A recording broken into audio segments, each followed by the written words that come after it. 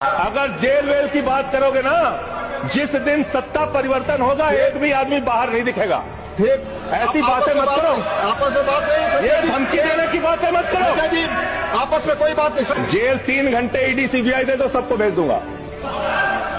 ED CBI आप बोलते हैं प्रोवोक करते हैं, ये सब चीजें नहीं जाएंगी, ये सब चीजें नहीं जाएंगी रिकॉर्ड पे, प्लीज।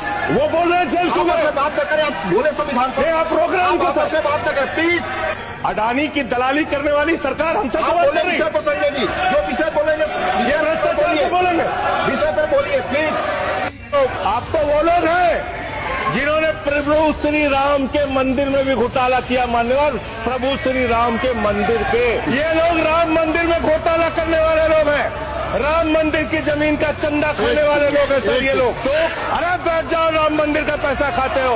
अरे चंदा चोरो बैठो, चंदा चोरो बैठो।